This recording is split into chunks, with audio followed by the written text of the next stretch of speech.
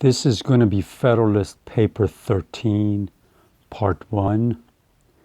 The main reason I'm sitting in front of the camera and reading this is to remind you that if you have not read these before, just listening to this audio video will not really help you.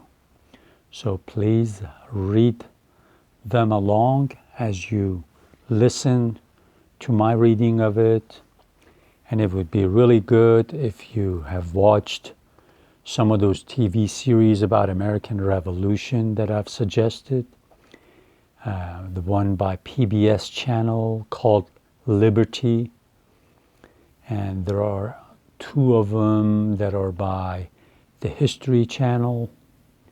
And there's also one by the Learning Channel that was done in 1995. That will show you the maps, that will show you the characters that were fighting on both sides. It sets up the stage of why America had a revolution. And towards the end, it talks about people that were influential in founding of the United States, in writing the Constitution, and in convincing people that this is the right Constitution for them. And one of the ways they did this was by writing the Federalist Papers, which explains a Republican form of government, explains federalism, and explains a free government just does not mean being able to vote one time. It means checks and balances, separation of powers, independent judges or independent judiciary, judicial independence. So some of those ideas are very important for us to discuss, to talk about, and a lot of them are talked about here in the Federalists.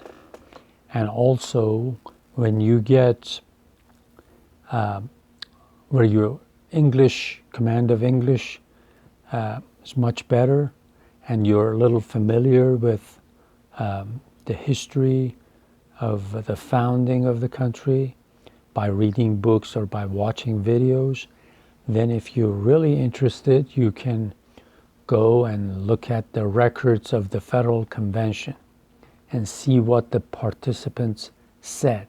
Makes it very interesting. Okay, I'll start reading. So just a reminder that I want you to read these along or read them before you start listening to these videos, audio, video. It would help that way. In this Federalist, he tells people in 13 states it is better to have one government, because then you will have one bureaucracy instead of 13 governments and 13 bureaucracies. Or let's say if they divide the 13 states into 3 confederacies, it's better than having 3 bureaucracies. So he's reminding them that it's going to cost you more too, in every sense. That's why he's going to use the word economy. As connected with the subject of revenue, we may with propriety consider that of economy. The money saved from one object may be usefully applied to another, and there will be so much the less to be drawn from the pockets of the people.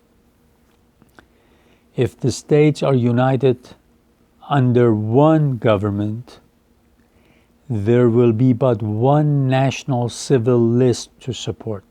When he says civil list, he's talking about the civilians that are going to be working for the government. The list, the number of them, it's going to be just one, not 13.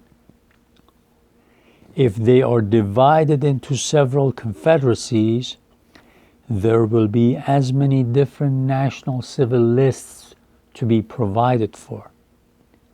And each of them, as to the principal departments, coextensive with that which would be necessary for government of the whole.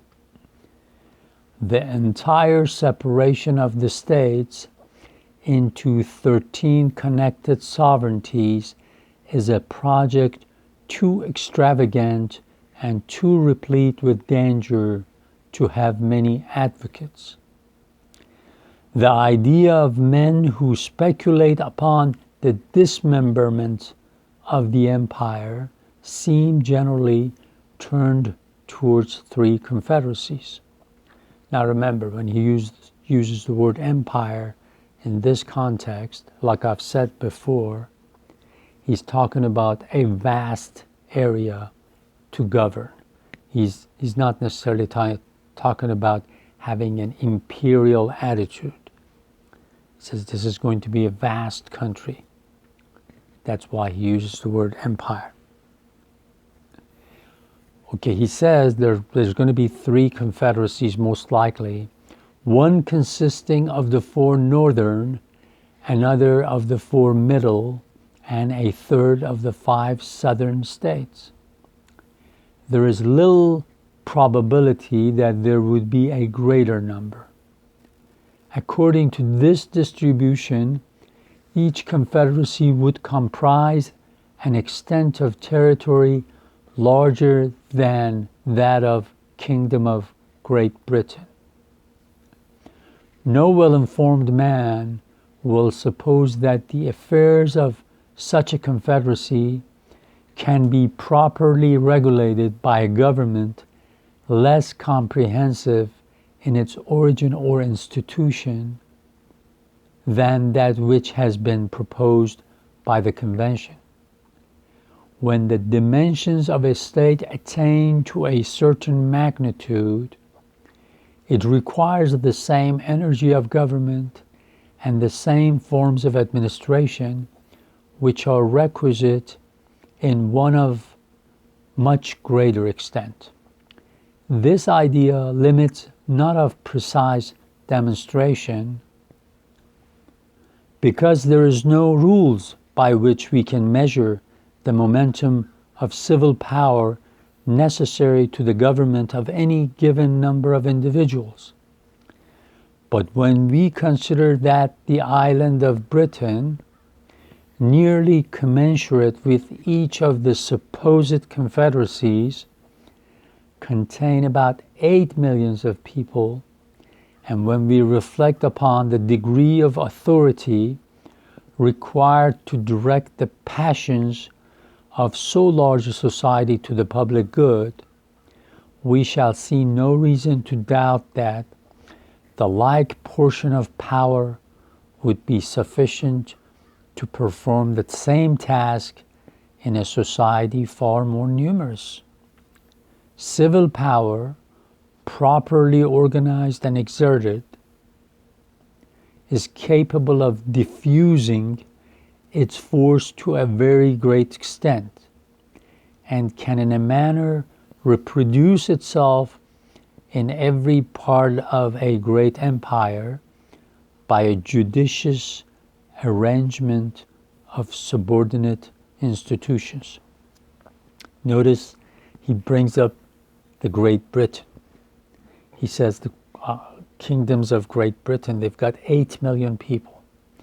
And as far as the land mass goes, the area, it is equivalent to one of the 3 confederacies that those who want to break up this union are recommending. So he says, keep that in mind. In Great Britain, with one list, with one bureaucracy, they are governing 8 million people. Can we not think that we have only like 3 million people? Can we not have just one government bureaucracy to control or to govern all 13 rather than 13 different bureaucracies or 3 different bureaucracies if we are confederacies?